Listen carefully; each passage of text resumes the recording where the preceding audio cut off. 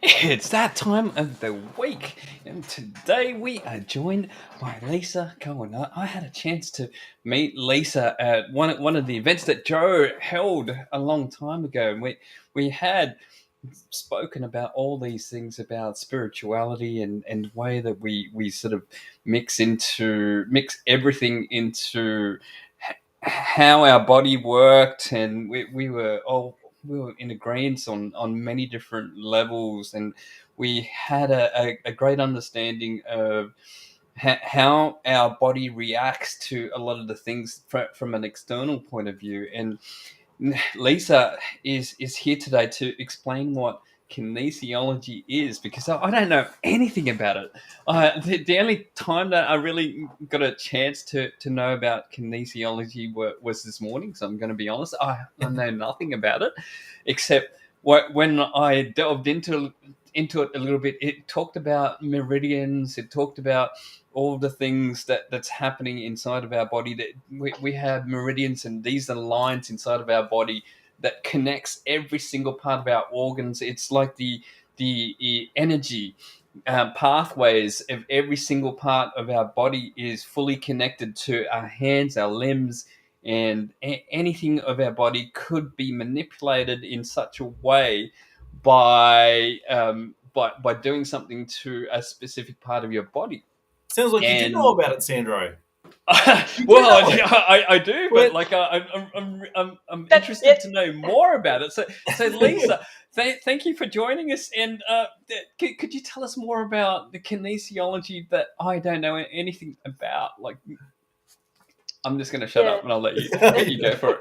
We've done a pretty good job. I might just go now. So how's that? yeah. All right, bye. Now, look, kinesiology is something that I am surprised that I got into, to be perfectly honest, but it's something that is so incredibly powerful and wonderful. But the answer, what is kinesiology? It's basically about biofeedback.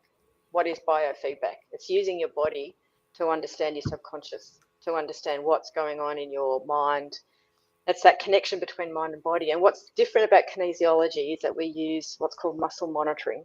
And so it's the theory of that being that if you try to move a muscle at any given stress point, that muscle, the messages from your brain to that muscle are going to be like a fraction of a moment second, not firing.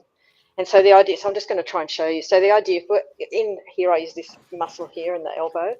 And if the idea is if something's stressful, then the muscle is actually going to give. And if it's not stressful, then it's going to hold. So the idea, if I say to myself, if I say, my name is Sandro, then my muscle gives. And if I say my name is Lisa, then it holds. Or if I say it's pouring rain outside, my muscle gives. And if I say it's a beautiful, sunny, but very cold day outside, then my muscle holds. And the same thing with, so we can ask ourselves, the pain in our body, what's that about? The pain in our body, what's that about? And we can learn this biofeedback ourselves. It's something that we can do at home if we really want. But it's about what, and so there's that's how we do that kind of thing.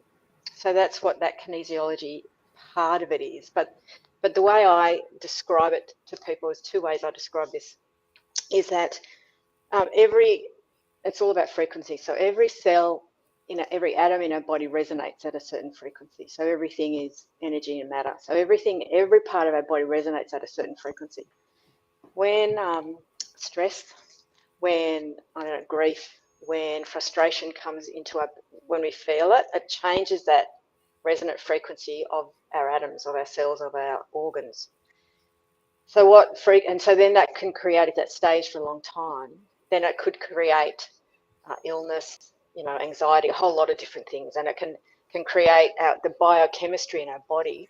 It can go out of whack as well. So our habitual thoughts create habitual biochemistry. So there's all these things to take into account. And what kinesiology can do is that we can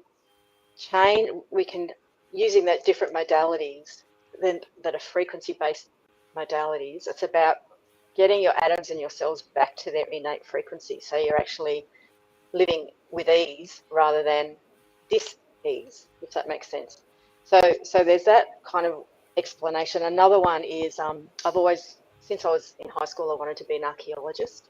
One of the things I love about kinesiology is that you get to dig a little bit into someone's subconscious, and you find a piece, a gem. You go, oh, what's that about? And you can dig a little bit more, ask a little bit more, and then you can find all these pieces, put them together, kind of clean them up, patch them up with gold here and there, and then what you've got left is this piece of treasure at the end that is that person's heart that's come together, or their resonant frequency is back into ease. So that's kind of how I explain those levels of kinesiology. Then you get into the more technical part of it. So the methodology that we use, like you were talking about meridians, it's all based in Chinese medicine. So there are meridians in our body, and they're basically the energy highways in our body. And each meridian point, there's like 375 or something acupressure points in our body. I use acupressure, not acupuncture. So it's about holding a meridian point. This one, lever 4 here, it's great for pain. If you're in pain, you don't have to hold it hard. It's just like holding it there, because the electromagnetic part of these points is just under the skin. So you don't have to. A lot of people try and hold them really hard, like this, and so a it's lot of just pressure. squeezing it. But you don't have to. It's just really light. It's like you're a feather. You can just do it like that, and it's usually that's going to be okay. So there's those acupressure points. And one of the things that the original founders of kinesiology discovered is that certain muscles equate with certain meridians. For example, in winter that we are in now, it's the water element, and the meridians associated with the water element are kidney and bladder, which these meridians mostly hold. That's where our fear kind of sits. So each of the meridians have certain big emotions to them, like the lung meridian, which runs from your thumb up here and ends up around here. That holds our grief and loss and worth, that kind of thing. Anyway, kidney and bladder for winter. Kidney and bladder for winter. That holds our fear. Now, where was I going with this? The psoas muscle. So the psoas muscle is the muscle that is aligned to the kidney meridian. And I don't know if you often when we're feeling afraid, often when we're feeling really unsure about what the hell's going on around us, our psoas, our hips get really tight, and the psoas muscle can hold a lot of trauma, and so that's just one association. And so it's about stretching out your hips, stretching out your hip flexors, and being able to move again, basically, that kind of thing. Every meridian has a muscle attached to it. Every acupressure point, they all have emotions that are attached to them. Like the bladder meridian is all about control and drive, and about security and being disconnected from others. So there's a whole range of. I'll talk about this forever. So buddy in if you want. I was going to say with the you were saying before about liking to dig and archaeology and that, and there was something that came to my head is the meaning. So you must have rocks in your head. That means it's like, well, probably I do. Well, actually, yes, help. maybe. Yeah. And one of the other things that comes into it as well, and not everybody likes to go down this road, but the energy part of our body, the energy part of our system, and that can be so. Most people have heard of chakras, which is that kind of energy system that's down your body. I work with those. I also work with the Tree of Life point energy worlds, and that's based in Hebrew spirituality, and there's 10 of those around our body. And I'm just starting to learn about the Celtic 3 energy systems, which is like cauldrons, 3 cauldrons. And I've surprisingly, being a redhead, I've just discovered that I'm actually Irish. My maternal line is Irish, so I'm learning a lot about my cultural background in that way. So there's 3 different even energy systems you can work on, and each person, some people don't want it at all, and that's fine. But there are other things that we can do, things like the frequency thing I was telling you about, which is about helping people get their frequency sorted out so that they can come back into ease. There are things that I use in clinic. Sound is fantastic. I've got, bells and whistles and chimes and all that kind of stuff. But it all sounds, a bit Can woo-woo. But I'll show you one. But sound is fantastic for trauma. It's fantastic. Vibrations. So here, this one is a chime. This is what's called an elfin chime. They're made up in Byron Bay, I think. Fabulous. Just putting a plug in. But this one is for the energy system that's around feeling safe and about being connected to your tribe. So I'll just put it up here next to my microphone. So this can go through that energy system. It can go up and through your whole body. Different things like that. One of the other things that I use my in turn. clinic. See, exactly. And if Lisa, you come to one of I want to take you through your experience. So your background was broadcast television for 30 years, and it still is to an extent. But kinesiology has helped. What's your experience with being in broadcast television to kinesiology? yeah. It's funny because it's not as weird as it sounds. I mean, it kind of is, but it's not as weird as it sounds. But yeah, look, I started in TV straight from school. I started working at Channel 7 as a very young thing, and then moved into operations. So I went to tech for 4 years, or TAFE as it is now, got a piece of paper. But what I did through that is I went through all the departments like lighting and sound and camera and all that kind of stuff, and with the aim of being what's called a technical director at the end. And when I finished, there were no jobs in that arena at Channel 7, so I went into audio assisting, which is fine. Right, so that's kind of where I started. I left Channel 7, I went overseas for a year, did the usual backpacking palaver, as you do. Came home and went freelance. So I've been a freelance technical director for a long time, too long, but over 20 years. So, but what my TV world has given me is amazing opportunities to travel the world, to meet incredible people. I work in a very male-dominated arena, and so I work with men all the time, and it's not unusual to be the only woman in a group of 40 or 50 men. So that's why I love working with men in clinic, because I kind of get them. Anyway, but I've been to Olympics. I've been to 5 Olympics. I was supposed to go to Tokyo, but I pulled out just because it's a whole thing. The whole, I was going to say SARS, but that's not it.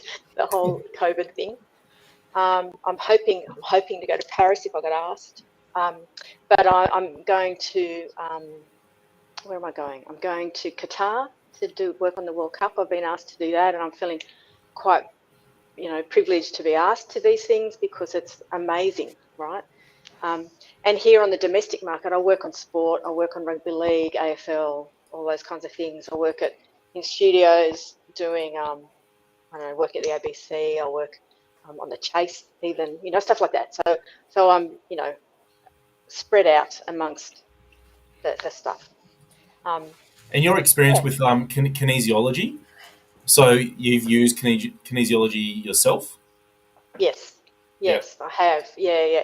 So I have my own kinesiologist, and she's actually my supervisor. So I have a supervisor. I trained as a counsellor in the early 2000s and wanted to be a counsellor, and then had children and couldn't afford or wasn't paying enough, so I had to go back to TV. Sorry, that TV folk. But so I'm trained as a counsellor, and one of the things about the TV thing is that we get trained to ignore what we need, because often our jobs, like for example doing Bathurst, so the car racing at Bathurst, it goes from 8 o'clock in the morning to 5 o'clock at night, for example. Most people have to sit in their stations that whole time, right? They don't get to pee very often. They don't. So mostly in TV land, we learn to ignore our body. That's it. It doesn't matter. There's exhaustion. There's a whole lot of different stuff going on.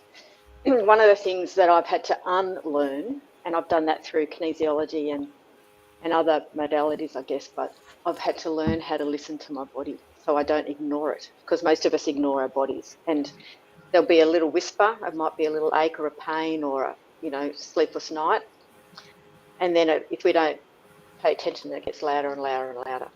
So how I got into kinesiology is from TV land, is that I wanted TV land is a very physical job, and as I'm getting older, I'm finding it a little bit harder. So I thought, how am I going to incorporate what I do with TV into what I do with whatever else that I fall into?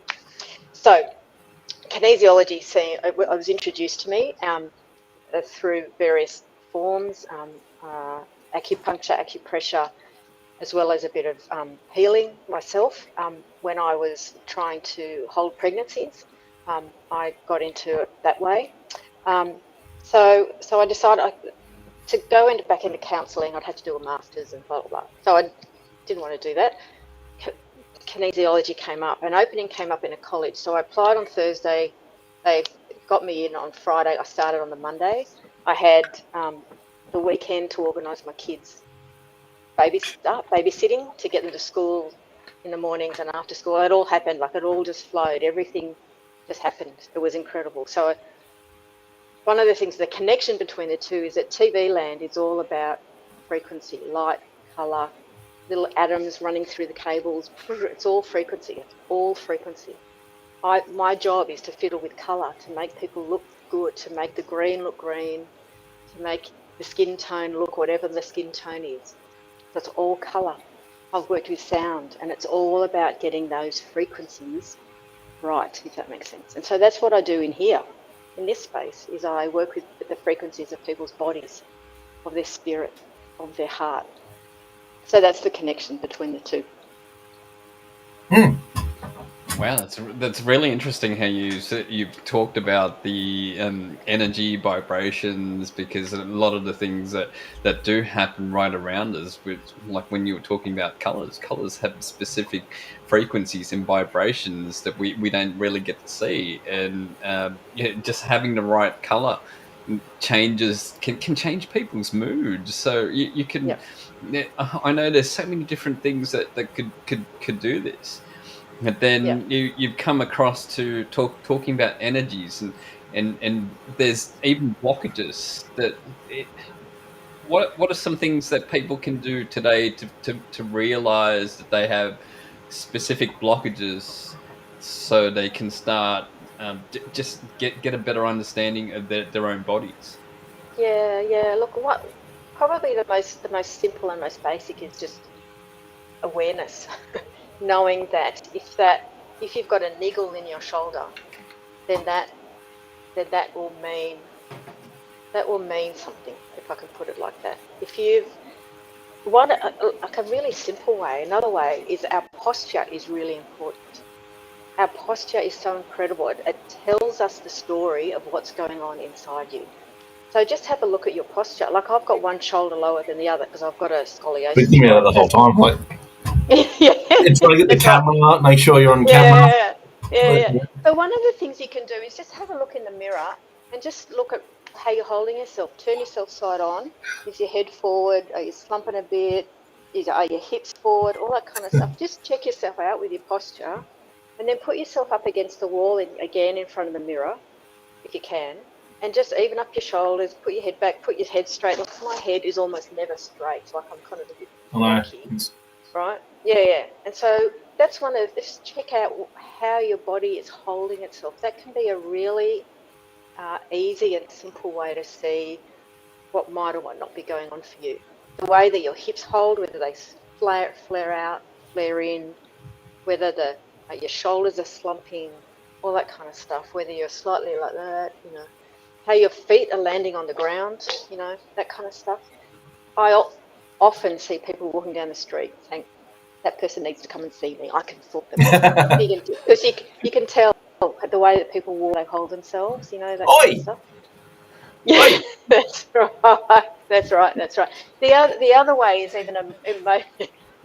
even emotional stuff. If you get triggered by something really easily, then that's a flag. I'm not going to say red flag. It might be a green or yellow, blue, something flag. Even if it's not being able to sleep at night or waking up a lot during the night is a flag. Not being able to digest. Your digestion is a huge. There's so many issues that can go wrong with our digestion. it could be bloating, we could be ruddy, we could be, blocked up. There's a whole lot of things. We could be not utilising being able to bring in vitamins and minerals that we need, and so we're running low. Iron, vitamin B, all that kind of stuff. Those are flags, just flags. What else? I mean, I don't like things like rashes on our skin. That's a real lung thing. The lung meridian is with our skin. Our eyes, if our eyes are like mine at the moment, I've got what's called dry eye, which has developed over the last couple of years, and just I know that it's about anger. I know it, and so this is a big thing for me to work out a lifetime and even intergenerational anger, right? So yeah, it's just, and so whatever's and our hearing is part of our kidney meridian. It's associated with that. So a lot of people my age are getting tinnitus, and all that kind of stuff. Yeah, exactly. Getting tinnitus, that's a flag. I mean, then you get into autoimmune disease. Well, that's the body just going like blowing up on itself, and there's more than likely have been flags before that because the body whispers, and then it talks a little bit louder, and then it gets louder, and then it yells at you, all that kind of stuff. And so to the point often, and if we don't listen, then we end up in our bed or in a hospital bed because our body just stops us. When it gets to the point where it can't do anymore, it just stops us. And the same thing with our body, our emotions. When we get full, then we just stop. One of the things I work with a lot people is PTSD, but there's often PTSD in your body. So there's all these things that are going on in your body and there's no explanation. You go to the doctor, there's nothing wrong with you. An example of that, can I give you an example of that? That was my own example of that. Was that, and this is a great story, that when my kids were little, the oldest one was at school. Anyway, one day I woke up and my hair started falling out, right? It was just falling out in clumps and I'm going, what's going on? So after a couple of weeks, I actually lost probably about a third of my hair. And I'm going, what the hell is going on here? Went to the doctor, got all the blood tests, all that kind of stuff. There's nothing wrong with you. I can't help you. Okay, but my hair's still falling out. Yeah, but I can't help you. Okay, thanks very much. So then I went to my kinesiologist, who is the beautiful Pam Sussman. If anybody wants to look her up, she's amazing. But come and see me too. Anyway, so Pam is my supervisor and incredibly wise woman. But she did a balance on me, and what we discovered is that my nervous system, my fight flight, was in full blown thing because there's something.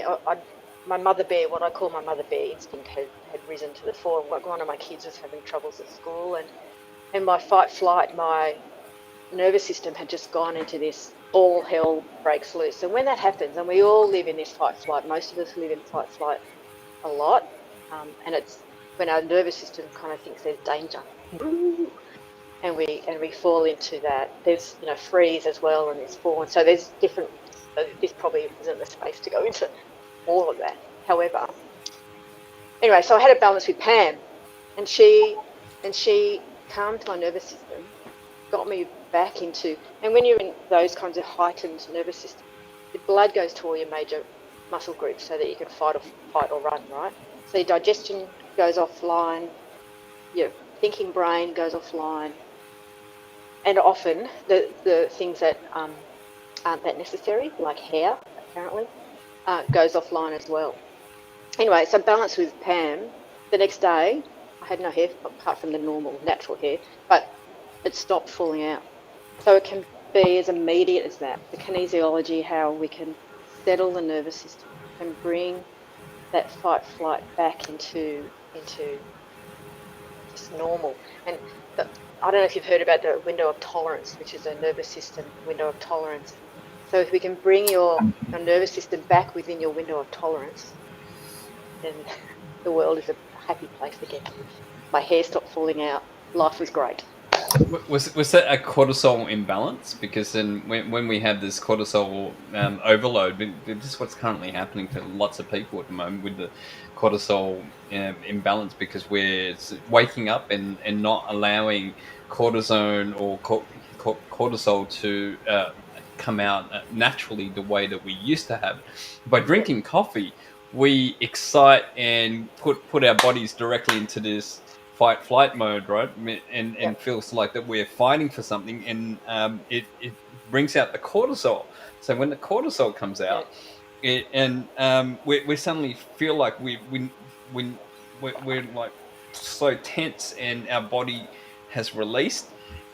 And are you balancing these Yeah, hormones inside yeah, our body? yeah, exactly. So what the kinesiology can do is I'll show you an example.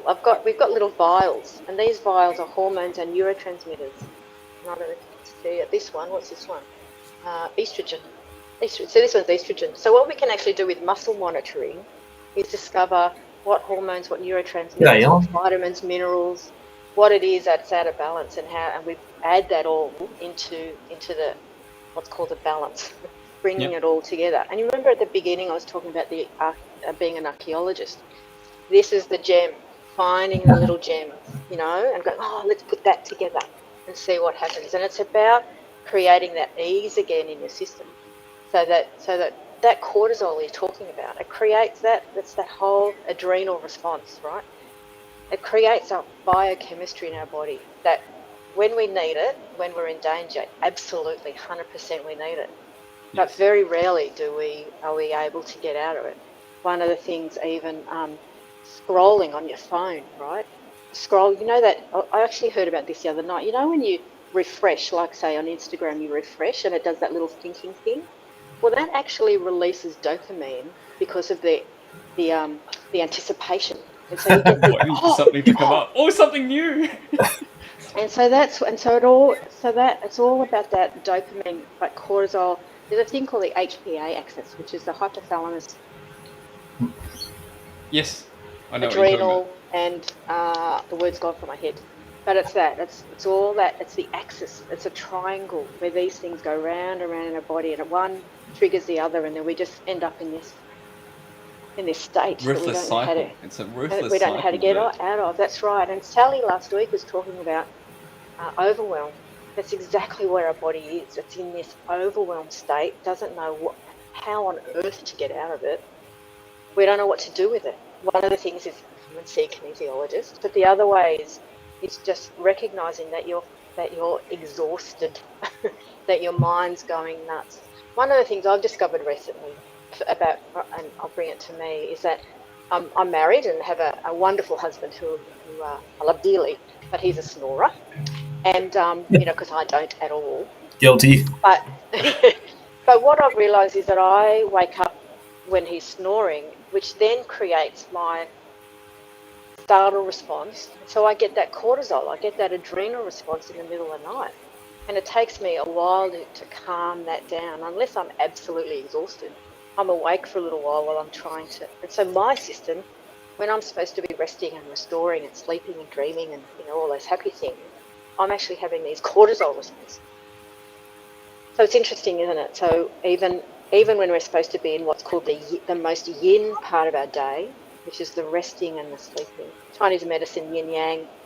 The yang is the busy, the doing. The yin is the quiet, the internals. The night time, if you can't sleep, if having sleep is a problem, often our bodies sometimes even think it's dangerous to go to sleep. It's dangerous to be still. It's dangerous to whatever it is for you. So your body doesn't want to stay in that state. Have I answered the question? I just rambled forever. We can. Yeah, there's so much to unpack on this, but I'm just mindful that I might have my son barge through any minute now. So you've got a workshop coming up. Oh, I do. Yes, I do. Thank you. I've got a workshop coming up on the 19th, Sunday afternoon. It's in person. So if you're in Sydney, I'd love you to come along. It's for men and women. So that'd be very cool. It's called Your Winter Heart Space. But what it is, it's about detoxing and building up your immunity in your heart space for winter. And I've got a lovely, beautiful naturopath coming in as well, and she's going to give us a little physical immune chat about what's happening. And so that'll be really fun. We'll do that as well. But it's going to be about detoxing our heart space and then building the immunity up in our heart space. Not only is our physical immunity really important, but our spirit and our mind super important too. Toxic emotions, that kind of stuff. You know. It's great to be bringing this to the forefront and just raising more awareness to it. Yeah, yeah. And winter's the time to really rest and restore. It's about resting and restoring. So bringing in this workshop, it's about not only detoxing, not only building your immunity, but bringing a real sense of rest and restoration to your heart space. Over the last 2-3 years, a lot of us have had our heart spaces aren't very gentle and very calm. So it's just allowing that space to just kind of settle into that winter energy of resting and restoring. I love that. I've learnt so much from all the things that we've talked about today. So thanks for coming on and giving us an idea of this kinesiology that's been around for so long. It's been around since Greek days, and that they've been using. Yeah, yes?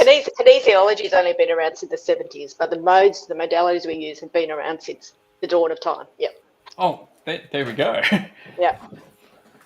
So yeah, thank you, and stay online, and we'll see you guys again next week. Thanks to everyone. Oh, Thanks. Joe, what a great connection Thanks, between Joe. two occupations. Sally, this is great. Such a powerful treatment in combination for so many illnesses that can be prevented.